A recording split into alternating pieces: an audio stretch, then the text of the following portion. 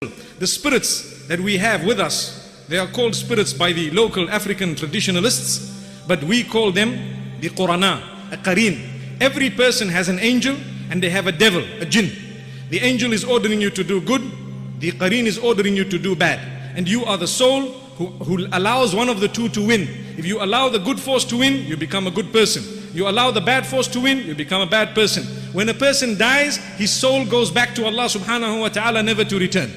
And his body decomposes into the earth unless Allah subhanahu wa ta'ala wills, such as the bodies of the prophets. Allah says, Inna Allah harrama ala al-ardi an ta'kula ajsad al-anbiya, that Allah subhanahu wa ta'ala has prohibited the earth from eating the bodies of the messengers of Allah subhanahu wa ta'ala. So with those exceptions, the rest of us, the body actually will decompose back into the earth.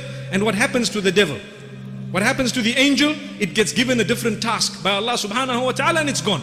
And that devil, what happens to it? It roams around. Where? A lot of them roam in the graveyard. A lot of them come back pretending to us that the souls have come back. So some people believe, hey, the soul came back. And you know, on this day the souls come back. No soul comes back. The soul goes to barzakh. The soul goes to a different place altogether. It is this spirit, or should I say this Qareen, that comes back.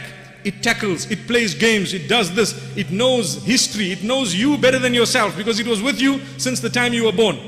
So it knows exactly what happened. Now what does it do? It starts playing a game. People start beckoning the spirits. In order to beckon the spirits, you need to do something silly.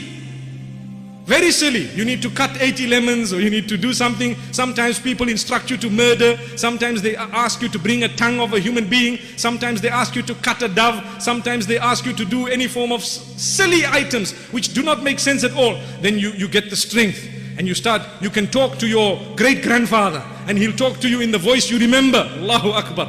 But that is all a joke and it is all unacceptable. It is possible. It can be done. In the same way, a robbery can happen. It is possible to engage in robbery, but the sin of it is sinful and it is not permissible. The same applies. This type of behavior is possible, but it is disallowed. And this is what we learn from Iblis. Iblis, from the beginning, he promised, I'm going to come to them. How? Remote control. I'm going to come to them in a way that I will disguise myself. Even the good from amongst them will not know the difference. So Allah says, Inna ibadi laysa laka alayhim sultan. My worshippers who are going to worship me, Allah says, over them you will have no power, no authority. May Allah make us from the true worshippers of Allah subhanahu wa ta'ala.